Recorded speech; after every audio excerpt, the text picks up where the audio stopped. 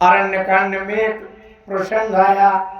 राम जी, सीता जी, लक्ष्मण जी ये चित्रकूट के पावन पवित्र भूमि में राम जी बैठे हुए हैं और वहां सीता जी का श्रृंगार कर रहे हैं। कहा, एक बार चुने कुसुम सुहाए, निज कर भूषण राम बनाए, सीतई पहिराए प्रभु सादर, बैठे फटिक शिला पर सुंदर। राम जी इस फटिक शिला में बैठे हुए हैं। चित्रकूट के पावन क्षेत्र की ये कथा है, लीला है। और राम जी के पास चूंकि वनवास में थे, वहां कोई सोना चांदी हीरे रत्न मणि माणिक के ये तो थे नहीं। तो राम जी ने क्या किया कि कुछ तिनका सींक तोड़ लिया और कुछ फूल ले आए और उस सींक में तिनके में फूल गूंथ गूंथ करके सीता जी का श्रृंगार कर रहे थे। एक बार चुनी कुसुम सुहाए, और निज कर भूषण राम बनाए, सीता ही पहिराए प्रभु सादर, बैठे फटिक शिला पर सुंदर। एक शब्द पर ध्यान दीजिएगा। सीता जी क्या है? ये हमारी देवियां, बहु बेटियां, माताएं बैठी हैं। जब कभी पति के पास खूब पैसा धन संपत्ति हो, सामर्थ्य हो, तब खूब उनसे कहो कि मुझे 5 तोला सोने का हार बनवा दो, डायमंड की हीरे की अंगूठी बनवा दो, हार में हीरा जड़ा दो, खूब कहो आप। लेकिन अगर समय उल्टा हो जाए, संकट और संघर्ष का समय हो जाए, तब सीता जी से शिक्षा लो।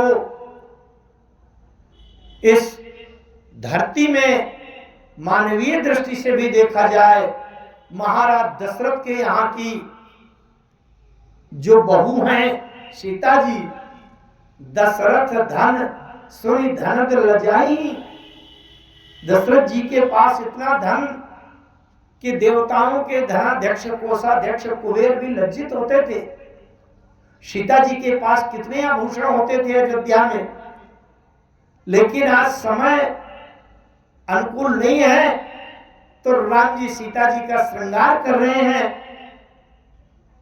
और सोना चांदी रत्न मणि माणिक हीरे की जगह में केवल सींक में तिनका में फूल गूंथ गूंथ करके और सीता जी को सजा रहे, निज कर भूषण राम बनाए, गहना बना रहे।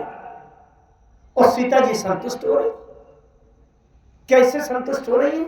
एक शब्द का महत्व है। सीतई पहिराए प्रभु सादर। सादर मतलब राम जी जो सीता जी का श्रृंगार कर रहे हैं, तो राम जी की सीता जी के प्रति आदर की भावना है। सीता जी आदर की भावना पाकर के संतुष्ट हो गई। चाहे भले ही सोने की जगह तिनका हो, फूल हो, लेकिन राम जी की भावना तो आदर की है। सीता जी बस इसी से संतुष्ट हो गई। देवियों, जिस दिन पति के पास ज्यादा धन ना हो, उस दिन पति की आदर की भावना समझ करके तुम भी सीता जी की तरह संतुष्ट हो जाना, तो आप भी धन्य हैं और आप सीता जी की तरह सद्गुणवती हैं, संस्कारित हैं। ऊपर से इंद्र के पुत्र ने देखा, जयंत ने देखा। जयंत ने देखा, बोले राम के पास तो कुछ ही नहीं है, सोना चांदी रत्न मणि माणिक के कुछ है नहीं। देखा जाए कि राम जी के पास बल कितना है, सामर्थ्य कितना है, क्योंकि संकट के समय में प्रत्येक प्रकार से परीक्षा हो सकती है। तो स्वरूपति सुतधारी बाय सवेखा, 60 चाहत रघुपति बल देखा, मूर्ख कहीं का सठ राम जी का बल देखना चाहता है।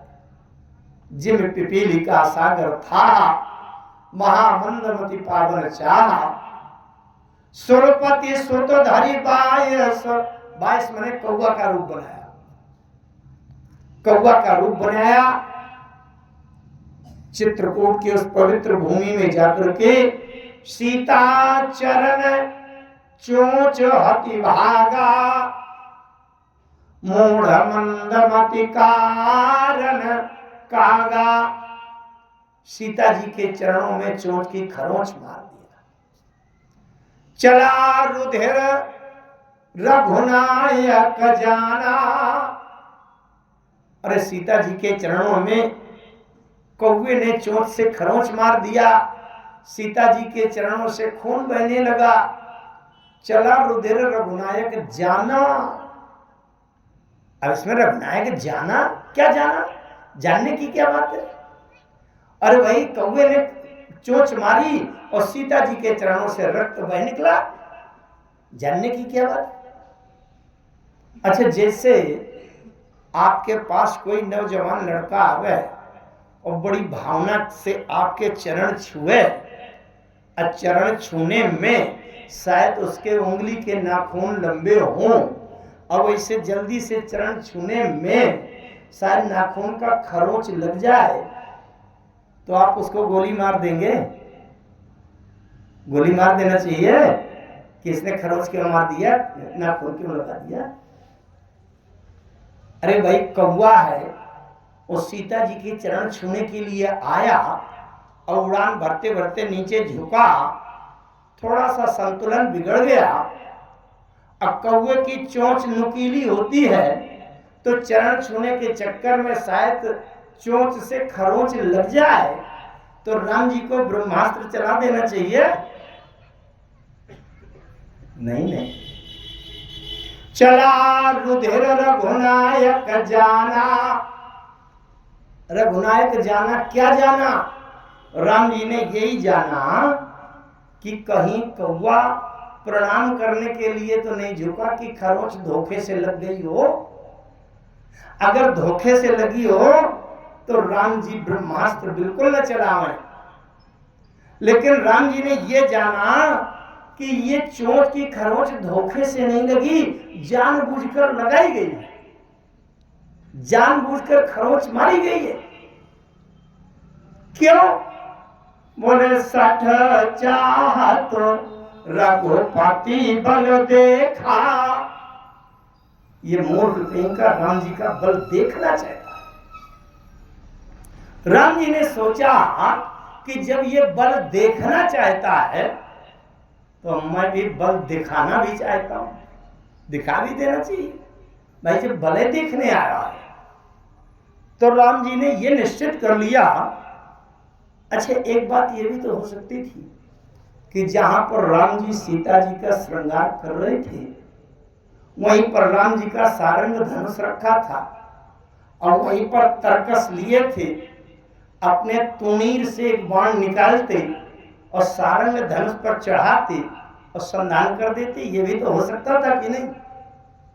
लेकिन राम जी के तरकस से अगर बाण निकालकर सारंग धनुष से चढ़ाया जाता तो राम जी का बाण अमोघ होता है, अचूक होता है, निष्फल कभी नहीं होता। इसीलिए राम बाण शब्द का प्रयोग किया जाता है। ये दवा राम बाण, इसका मतलब अचूक है। तो अगर राम जी अपने तरकस से बाण निकालकर और सारंग धनुष से संधान कर देते तब तो जयंत मर ही जाता। राम जी ने इसीलिए तरकस का बाण नहीं संधान किया कि जब ये जयंत मेरा बल देखना चाहता है तो मैं भी इसको बल दिखाना चाहता हूं, और जिसको हम बल दिखाना चाहते हैं उसका जिंदा रहना बहुत जरूरी है। अरे भाई अगर वो मर जाएगा तो हमारा बल कहां से देखेगा। इसलिए राम जी ने अपने तरकस का बाण नहीं निकाला, सारंग धनुष नहीं उठाया। राम जी ने क्या किया कि चला रुधिर रघुनायक जाना, तो सींक धनुष सायक संधाना। राम जी जिस तिनका से, जिस सींक से सीता जी को आभूषण बना रहे थे, उसी में पुष्प फूल गूंथ गूंथ कर और राम जी सजा रहे थे। वही सींक को टेढ़ा करके एक सींक से धनुष बना लिया और दूसरे सींक का बाण बना लिया और सींक के धनुष से सींक का बाण चला दिया। अब सोचो आप, सींक का बाण चला दिया, प्रेरित मंत्र ब्रह्म सरधावा, चला भाजी बायस भय पावा। एक बात और थोड़ा एकाग्रता से समझिएगा, अगर किसी को अपना बल दिखाना है तो अपनी छोटी से छोटी वस्तु का प्रयोग करना चाहिए, ताकि जब छोटी वस्तु के प्रयोग से उसको बड़ा प्रभाव दिखाई पड़े तब वो समझ जाएगा कि ये भी तो छोटी वस्तु का प्रयोग किया है। अगर बड़ी वाली शक्ति मार देते तब क्या होता। भागवत में कथा आती है, आप लोगों ने सुना होगा। महाराज अम्बरीश थे, एकादशी व्रत करते थे। अब त्रयोदशी न लगने पावे, द्वादशी में पारण हो जाना चाहिए। मैं ज्यादा लंबी कथा नहीं लूंगा, उसका केवल स्मरण कराऊंगा आपको। दुर्वासा ऋषि आ गए, द्वादशी के पारण में महाराज अम्बरीश जी ने दुर्वासा महर्षि को आमंत्रित किया, लेकिन त्रयोदशी तेरस लगने वाली थी, तब भगवान का चरणोदक पान कर लिया एक बूंद, क्योंकि निर्जला व्रत था उनका कि पारण का पारण हो जाएगा। अब भोजन तो तब करूंगा जब महर्षि दुर्वासा जी को भोजन करा दूंगा। लेकिन जब दुर्वासा जी आए, उन्होंने कहा तेरस लग गई, क्या पारण का दोष लगेगा राजन तुमको? अम्बरीश जी ने कहा महाराज मैंने चरणोदक पी लिया है शालिग्राम जी का, एक बूंद जल। दुर्वासा जी को क्रोध आया और अपने सिर से एक बाल उखाड़ करके जमीन में पटक दिया। उससे कृत्या नाम की राक्षसी प्रकट हो गई, अम्बरीश जी को खाने के लिए दौड़ी, और वो कृत्या राक्षसी इतनी विकराल थी कि ऐसा लग रहा था कि तीनों लोगों को खा जाएगी, भस्म कर देगी। ये बाल से पटक करके कृत्या को क्यों उत्पन्न किया? इसका मतलब महर्षि दुर्वासा अपना प्रभाव, अपनी शक्ति दिखाना चाहते हैं। राजन, जब मेरे एक बाल से एक कृत्या उत्पन्न हो सकती है जो सारे सृष्टि को नष्ट कर सकती है, तो जब मैं अपने पूरे शरीर की शक्ति लगा दूंगा तब कितना बड़ा भयंकर महाप्रलय आ जाएगा, ये दिखाना चाह रहे हैं। मैं उस पर ज्यादा विस्तार नहीं करूंगा। फिर से यहां देखिए, राम जी इसलिए सींक माने तिनका, तिनका का ऐसे एक धनुष बना लिया टेढ़ा करके, और एक तिनका का बाण बना लिया और उसी को ऐसे चला दिया। जयंत, पहले मेरे भेजे हुए एक सींक से, तिनका से तुम बच जाओ, इसके बाद मेरे पूरे जीवन की सारी शक्तियों का फिर आकलन करना कि अगर मैं पूरी शक्ति लगा दूं तो क्या हो जाएगा। दूसरा एक भाव और देखिए आप, राम जी के हाथ में दो प्रकार की वस्तुएं नहीं होती। राम जी के हाथ में वही तिनका है, लेकिन भक्ति की सीता अगर बैठी है सामने तो वही तिनका सीता जी का आभूषण गहना बन जाता है। लेकिन बुरे विचार से, कुत्सित भावना से अगर जयंत पहुंच गया तो वही तिनका उस जयंत के लिए ब्रह्मास्त्र बन जाता है। इसका मतलब राम जी के पास दो चीजें नहीं है। जिसकी जैसी भावना है, राम जी की वस्तुओं का व्यवहार भी उसी के अनुसार हो जाता है। भक्ति की सीता के लिए वही राम जी के हाथ का सीख गहना बन जाता है, आभूषण बन जाता है, श्रृंगार की वस्तु बन जाती है। और वही राम जी के हाथ से तिनका ये कुदृष्टि वाले जयंत के लिए वही ब्रह्मास्त्र। अब जयंत के पीछे जब वो सीख धनुष सहायक संधाना, प्रेरित मंत्र ब्रह्म सरधावा, चला बाजी बायस भय पावा। अब वो कौवा के रूप में जो जयंत था घबरा गया, अवश्य कौन बचाएगा। धारी निज रूप गयो पितु पाई।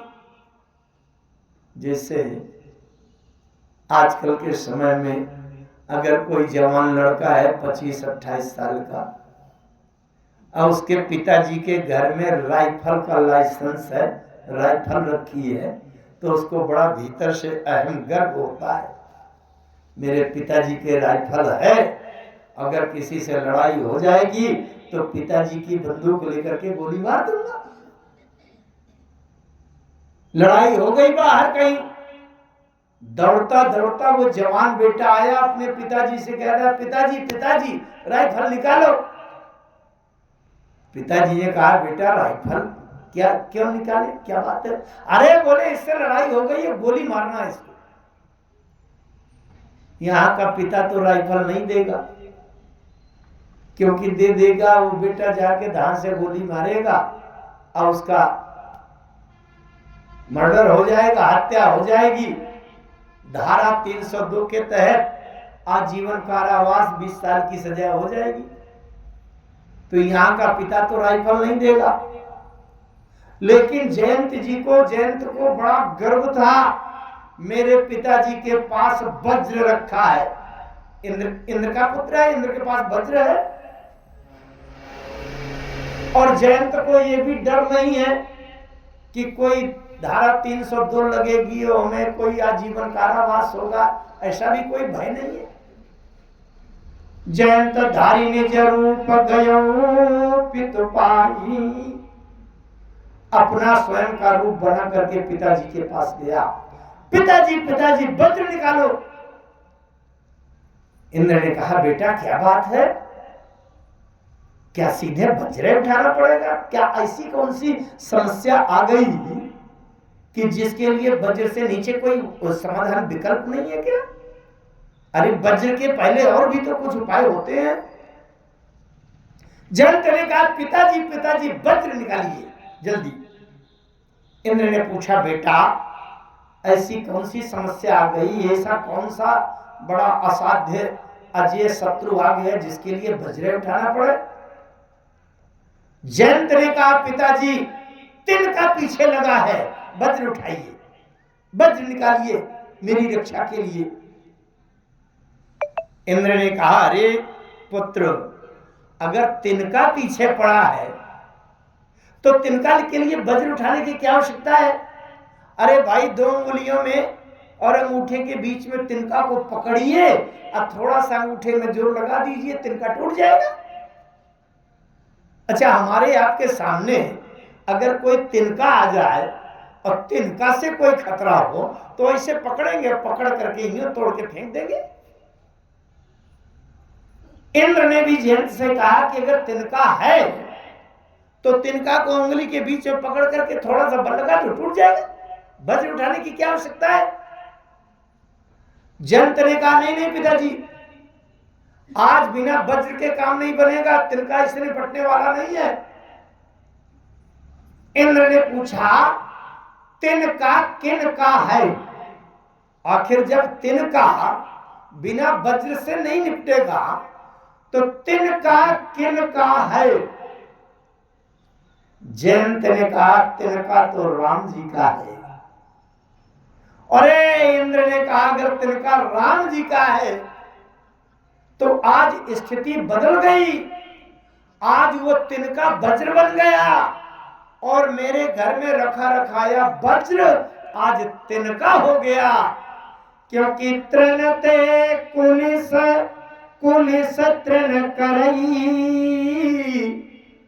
तासु दूत पन कहु किमि तरई। राम जी का अगर तिनका है तो तिनका भी वज्र से भारी हो गया, और राम जी के तिनका के सामने ये इंद्र के पास रखा हुआ वज्र भी तिनका बन गया। इसलिए मैं तुम्हारी कोई सहायता नहीं कर सकता, तुम तो यहां से भागो, और नहीं वो राम जी का तिनका मुझे भी नहीं छोड़ेगा, मेरा भी विनाश कर देगा। दारी निज रूप गयो पितु पाही, और राम विमुख राखा त्यहि नाही। राम जी का विरोध करके आया है, इसलिए इंद्र ने अपने पास नहीं रखा।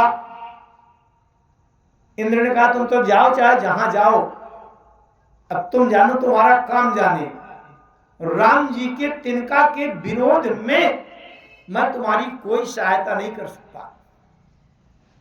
अब जैन तो भागे, तो ब्रह्मधाम शिवपुर सब लोका, ब्रह्मा जी के ब्रह्मलोक गए जैन, और ब्रह्मा जी से कहा है विधाता, आपके पास तो ब्रह्मास्त्र रखा है अचूक, आप अपना ब्रह्मास्त्र उठा करके और राम जी के तिनका से मुझे बचा लीजिए।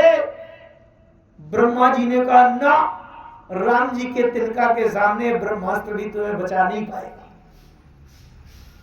आगे बढ़े, भगवान देवाधिदेव महादेव भोलेनाथ भगवान शिव के पास गए। हे भोलेनाथ, आपके पास तो पाशुपति अस्त्र है, आप अपना पाशुपति अस्त्र उठाइए और राम जी के तिनका से मुझे बचा लीजिए दीनानाथ। भगवान शंकर ने कहा जयंत, राम जी के तिनका के सामने मेरा पाशुपति अस्त्र तुमको आश्रय नहीं दे पाएगा, तुम्हारी रक्षा नहीं कर पाएगा, मैं तुम्हारी रक्षा नहीं कर सकता, तुम तो जाओ जहां जाना।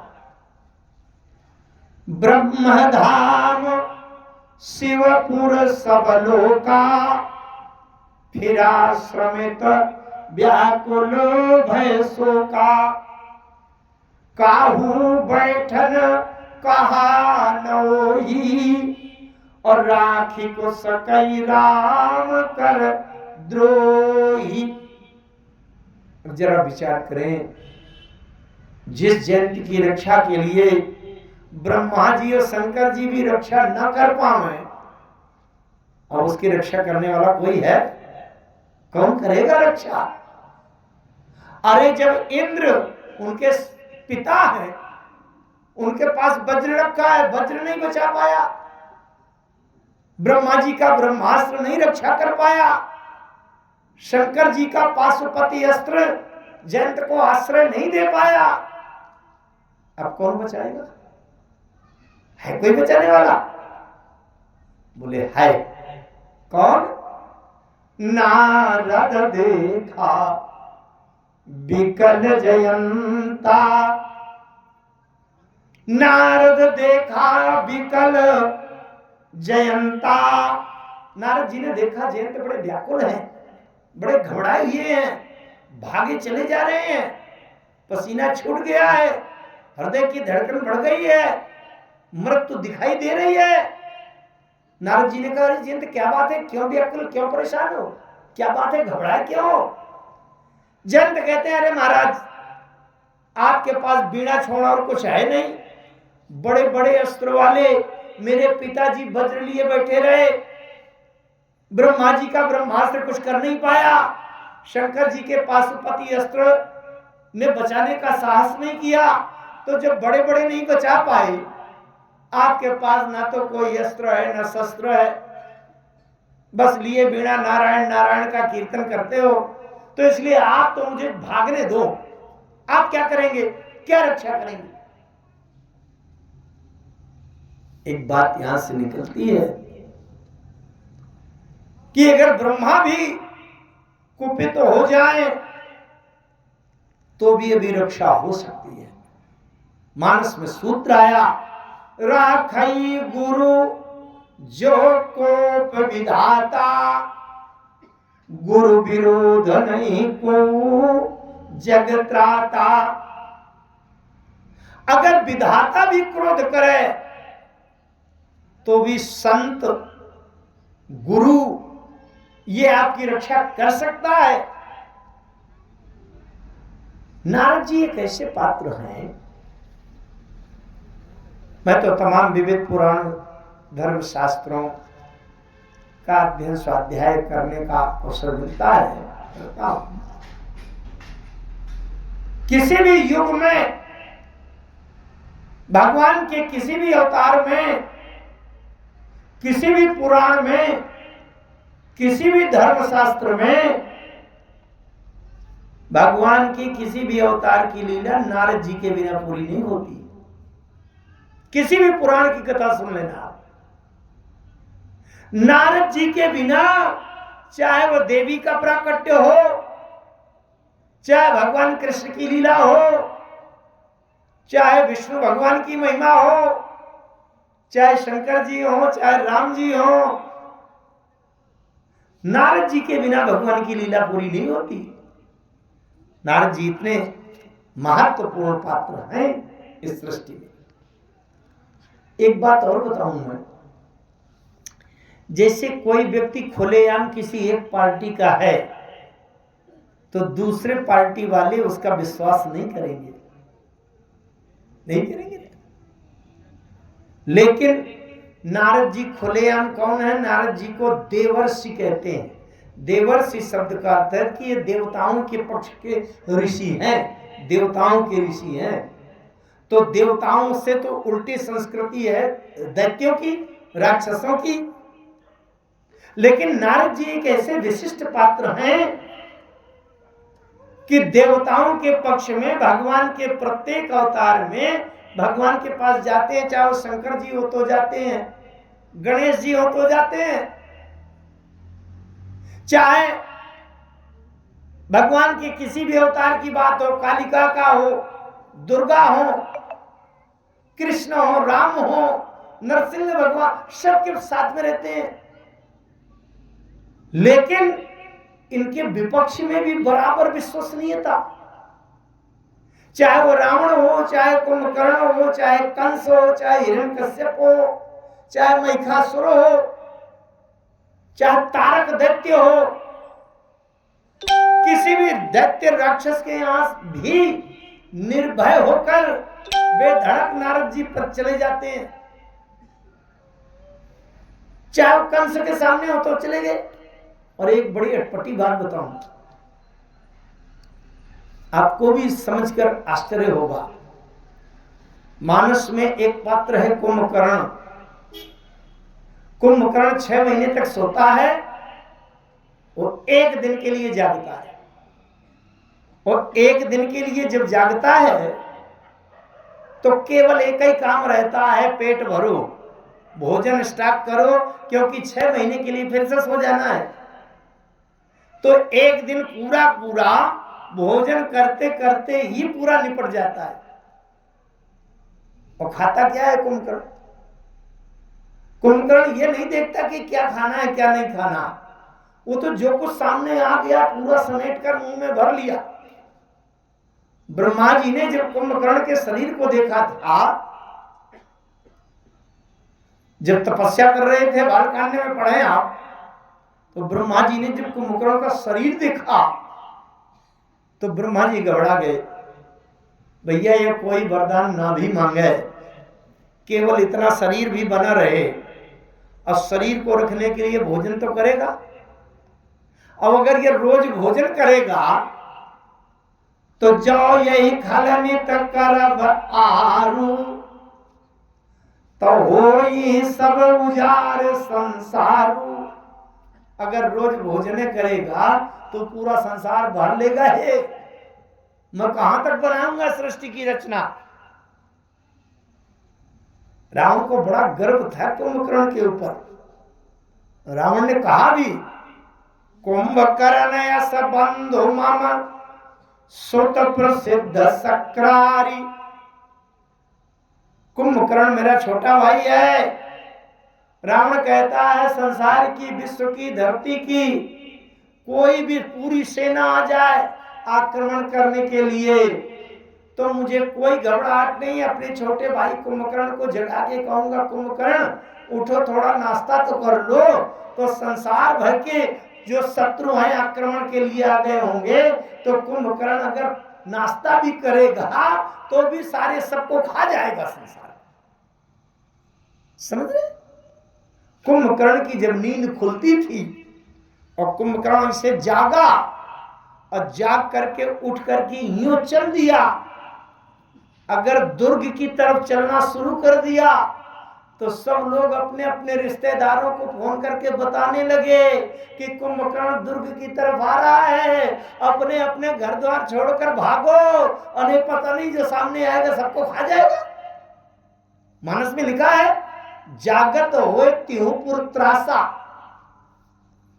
लेकिन मैं नारद जी की बात बता रहा हूं, कुंभकर्ण जैसे खतरनाक ऐसे महाकाय शरीर के वाले इस दैत्य से भी नारद जी ने सत्संग कर दिया।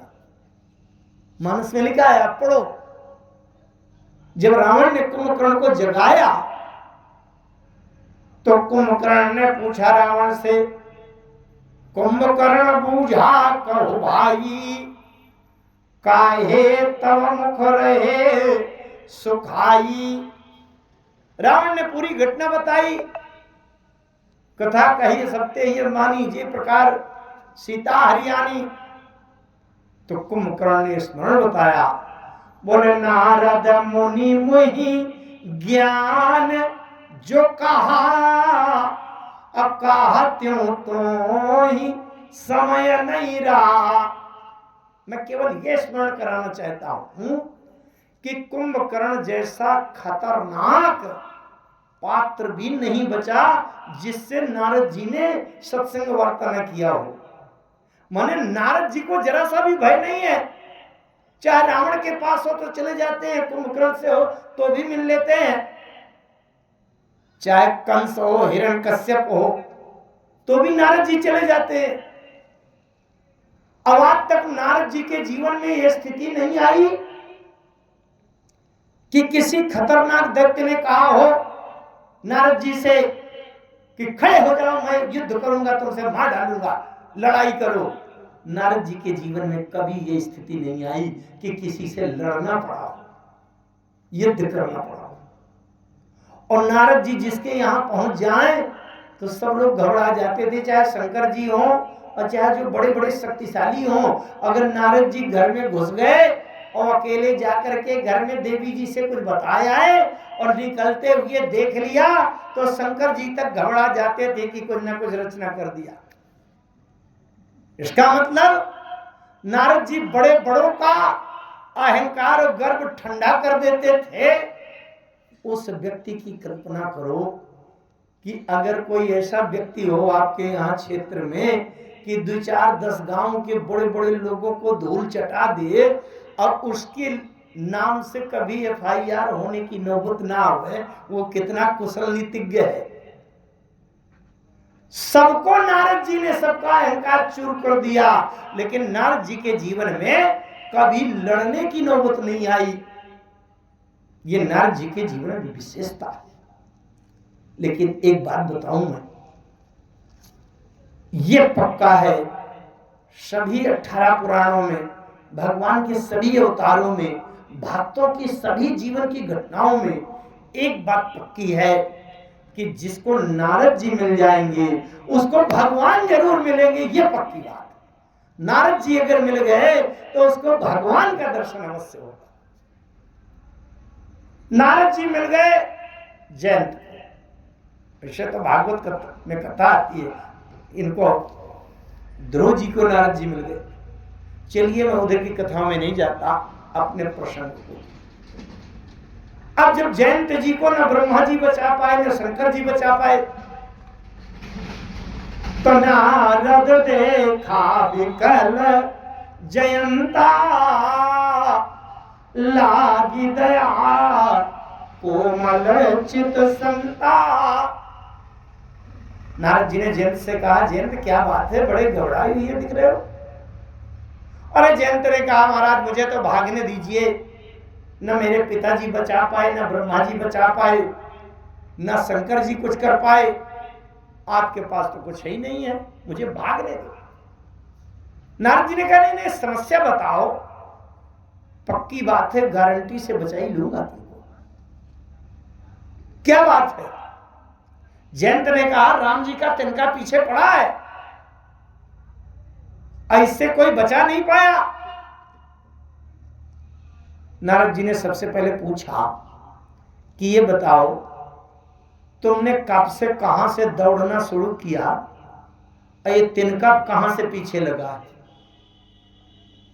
जयंत ने बताया मृत्युलोक में, भू में, पृथ्वी में, आर्यावर्त भारतवर्ष और उसमें भी चित्रकूट की भूमि, वहां से ये भाग दौड़ शुरू हुई।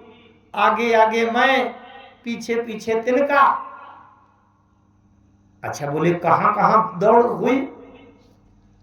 तो जयंत बता रहे हैं भूलोक से चला और इसके बाद इंद्रलोक पहुंचा, स्वर्गलोक, धारी निज रूप गयो पितु पाही, इंद्र के पास गए स्वर्गलोक। और फिर वहां भी मेरी रक्षा नहीं हुई तो ब्रह्मधाम ब्रह्मलोक गए, फिर शिवपुर सबलोका शिवलोक गया। इतनी लंबी दौड़। नारद जी ने पूछा जयंत से ये बताओ कि राम जी के तिनका में तुम्हारे बीच में अंतर कितना है, माने राम जी का तिनका तुम्हारे कितने पीछे है? जयंत ने बताया मान लीजिए जो दूरी थी बता दिया 20 फीट है।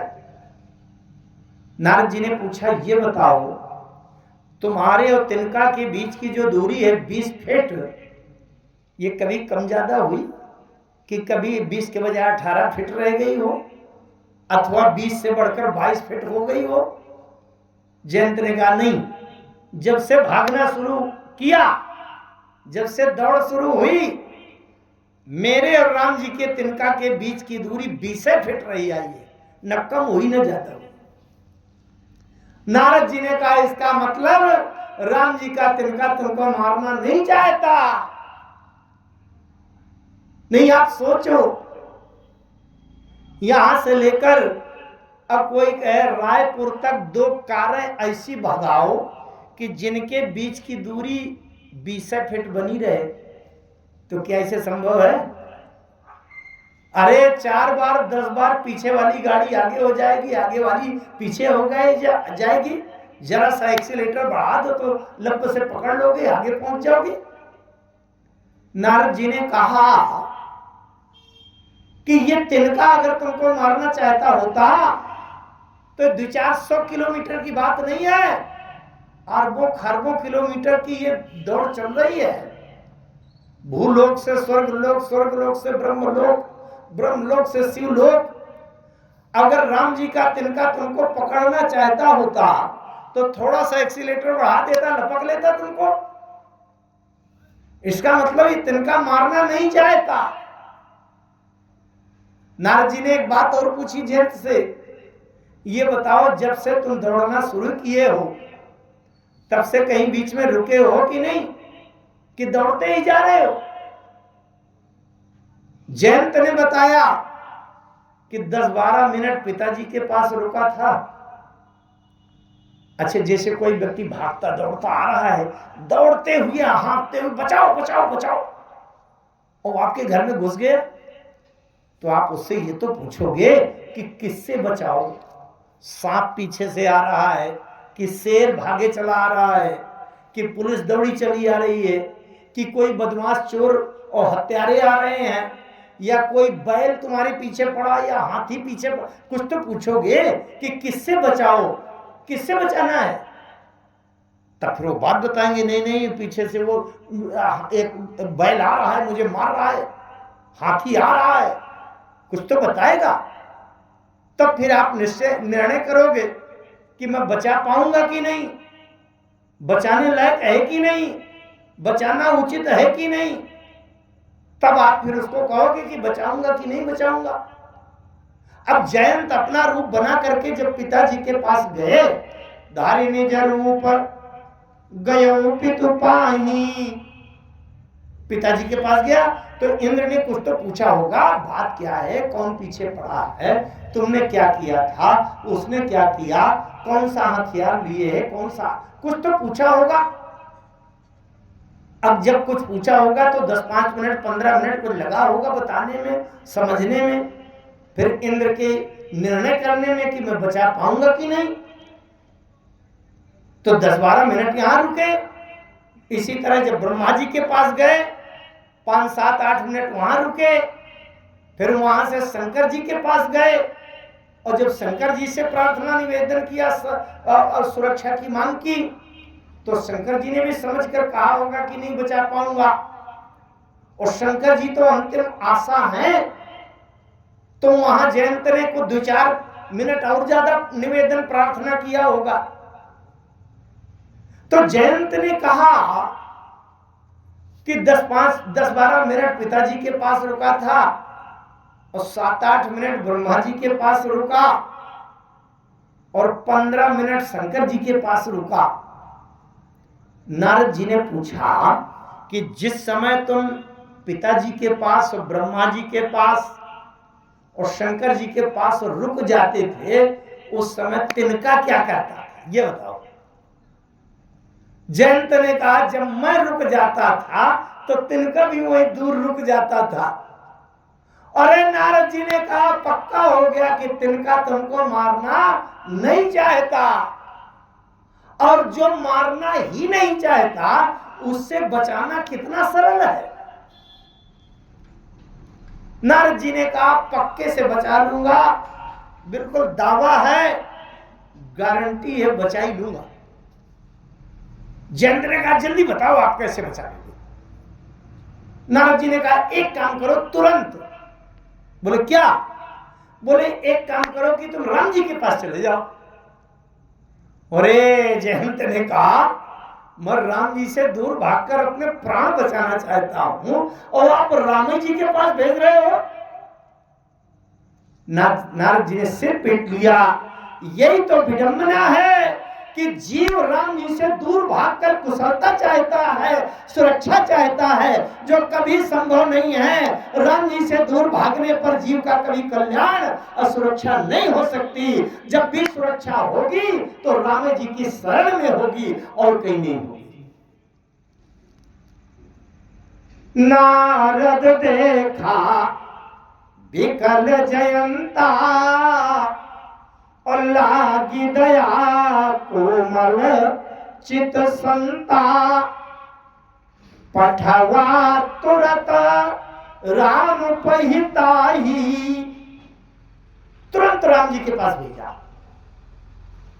अब बताओ और जयंत कहां जा रहे थे? जयंत राम जी से दूर भाग रहे थे। दूर भागकर कुशलता चाहते हैं, सुरक्षा चाहते हैं। यही सबसे बड़ा भ्रम है। हम आप लोगों के जीवन में भी ये भटकाव का कारण यही है। मानस में एक चौपाई आई, बहु रोग वियोगनि शोक है, भावदंघ्रि निरादर के फल ये। अगर हमारे आपके जीवन में बहुत से दुख हैं, सोच है, चिंता है, रोग है, आदि व्याधि है, तो मानस भगवान का कहना है कि केवल उसका एक कारण है, भावदंघ्रि निरादर के फल ये। राम जी से कहा जा रहा है, हे प्रभु, भवत माने आपके, अंघ्रि माने चरण, निरादर माने भूल जाना।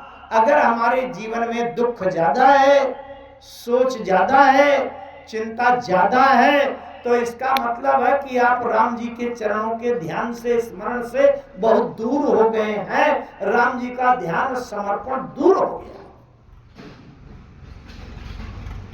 कह हनुमंत विपति प्रभु सोई, जब तब सुमिरन भजन न होई। नारद जी ने क्या किया? पठवा तुरत राम पहिताई, राम जी के पास भेज दिया। अच्छा, नारद जी ने एक बड़ी मार्मिक बात कही। राम जी ने कहा, जयंत एक काम करो कि राम जी के पास चले जाओ और राम जी से ये कह देना कि प्रभु मैं एक बार पहले आया था, अब दोबारा आपके पास आया हूं। जब मैं पहले आया था तो आपका प्रभाव देखने के लिए आया था कि आपका प्रभाव कितना है। पहली बार जब आया तो आप राम जी से कह देना कि हे प्रभु मैं आपका प्रभाव देखने के लिए आया था। अब आपने एक तिनका पीछे लगा दिया तो आपका प्रभाव मैंने देख लिया कि आपके तिनका से बचाने वाला 3 लोक 14 भुवन में कोई नहीं है, तो प्रभाव तो मैंने देख लिया। अब दोबारा आया हूं तो आपका स्वभाव देखने आया हूं और यह समझना चाहता हूं कि आपका प्रभाव महत्वपूर्ण है कि आपका स्वभाव महत्वपूर्ण। पहली बार आया था तो आपका प्रभाव देखने आया था, अब आया हूं तो आपका स्वभाव देखिए। नारद जी ने एक बात और कही।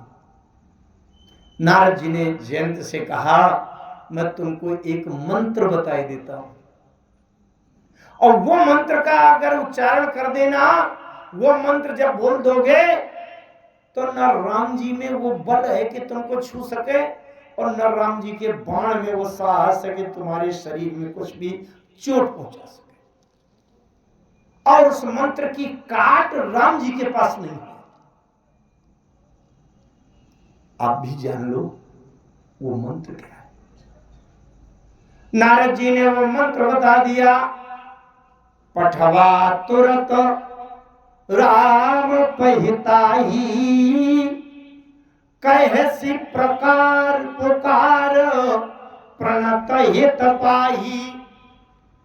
राम जी के सामने पहुंचकर अगर त्राहिमाम शरणागतम पाहिमाम पाहिमाम बोल दो तो राम जी के पास इस मंत्र की तोड़ नहीं है और राम जी का बाण, राम जी का अस्त्र, राम जी का पुरुषार्थ पाहिमाम के आगे कुछ नहीं कर पा सकता। उसकी सुरक्षा करनी ही पड़ेगी। इसीलिए जो ये मर्म जानते हैं और राम जी को निरंतर करना चाहते हैं, राम जी के सभी अस्त्र शस्त्रों से अपनी सुरक्षा चाहते हैं, वो यही बोलते हैं क्या? बोले पाहि नाथ कही पाहि गोसाई, भूतल पर्यु लकुट की नाई।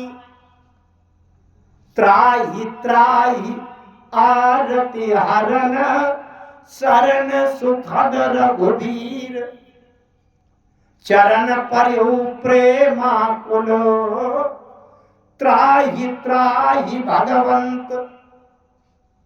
पाहि माम त्राहि माम कह देना तो राम का बाण वहीं रुक जाएगा। नारद जी ने जयंत को भेजा। पठवा तुरत राम पहिताई, कैसी पुकार प्रणत हित पाही। अब जब जयंत गए तो जयंत जा करके त्राहि त्राहि दयाल रघुराई, अतुलित बल अतुलित प्रभुताई। त्राहि त्राहि दयाल रघुराई, निज कृत कर्म जनित फल पायूं, अब प्रभु पाही शरण तक आयूं। ये जयंत ने कहा। क्या किया राम जी ने? प्रभु छाड़ो करी छोड़, यद्यपि ते ही कर बद्ध उचित। इस प्रसंग का निचोड़ क्या निकला? इस प्रसंग पर मैं कैसे आया उसका सिद्धांत देखें, आप फिर से स्मरण करें। वही राम, वही सीता और वही जयंत। अच्छा ये बताइए, अगर कोई जीव राम जी के सामने पहुंच जाए, सीता जी का दर्शन कर ले और सीता जी के चरण भी छू ले, उसके जीवन में सुख शांति सुरक्षा मिलनी चाहिए कि उसके प्राणों की आफत आनी चाहिए? विचार करें आप। जयंत ने जब सीता जी के चरणों में चोंच की खरोच मारी तो सीता जी के चरण तो छू लिए कि नहीं? सीता जी के चरण जो छू रहा हो जो जीव, उसके जीवन में प्राणों का संकट आना चाहिए कि सुख शांति सुरक्षा आनी चाहिए? वही जयंत, वही राम, वही सीता, लेकिन जब पहली बार आए तो जयंत के जीवन में प्राणों का संकट आ गया। और ऐसा संकट 3 लोक 14 भुवन में, उस संकट से कोई रक्षा करने वाला नहीं। लेकिन दोबारा जब वही जयंत पहुंचे राम जी के पास, सीता जी के पास, और राम जी ने उसको सुरक्षित छोड़ दिया। एक नयन करी तजा भवानी, उसको सुरक्षित कर दिया। क्यों? अंतर क्या है? पहली बार जब जयंत गए तो जयंत सीधे पहुंच गए सीता जी के पास। इसका मतलब जीव अगर बिना संत को बीच में रखे सीधे सीता जी के पास पहुंच जाए तो उसके जीवन में प्राणों का संकट आ जाएगा। और वही जयंत अगर नारद जी जैसे संत के माध्यम से होकर के गए तो उन्हीं जयंत के जीवन में सुरक्षा और निर्भयता आ गई, राम जी की कृपा मिल गई। प्रभु छाड़ो करी छो मानी कृपा। इसका मतलब जब भी हम राम के पास जाएं, जब भी सीता के पास जाएं, तो किसी न किसी संत के माध्यम से होकर के जाएं तो हमारे जीवन में सुरक्षा, सुख, शांति और मंगल कल्याण का लाभ मिलता है। अगर संत को बिना बीच में किए और सीधे पहुंच जाएं तो जयंत की तरह हमारे जीवन में प्राणों का संकट आ जाएगा। संत करते क्या है? जीव जब भगवान के पास जाता है कैसे जाता है? विमुख होकर के जाता है। जयंत जब पहले गए सीता जी के पास, राम जी के पास, इंद्र ने क्या नहीं रखा? राम विमुख राखाते ही नहीं। जयंत जी जब सीधे राम के पास गए, सीधे सीता के पास गए तो राम से विमुख हो गए। ब्रह्मा जी और शंकर जी ने क्यों नहीं रखा अपने पास? राखी को सके राम कर द्रोही। जीव जब राम जी के पास जाता है, सीता जी के पास पहुंचता है, विमुख होकर के जाता है। क्यों? हमारी समझ नहीं है, हमारी दृष्टि शुद्ध नहीं है, इस कारण से हम विमुख हो जाते हैं। लेकिन जब संत के माध्यम से जीव जाता है तो संत केवल एक परिवर्तन कर देते हैं। जो जीव राम से विमुख है, संत उस जीव को विमुख वाली दिशा बदलकर उसको सन्मुख कर देते हैं। विमुख जीव को संत लोग राम के सन्मुख कर देते हैं। और राम जी का वचन है कि सन्मुख होए जीव मोहि जबहि, जन्म कोटि अघ नासहि तबहि। इसका मतलब आत्मा और परमात्मा के बीच में महात्मा की अति आवश्यकता है। बिना महात्मा के, बिना संत के, बिना भक्त के अगर जीव सीधे सीता के पास पहुंच जाए तो उसके जीवन में संकट आ जाएगा। क्योंकि हनुमान जी जब गए लंका तो उन्हें इस कथा का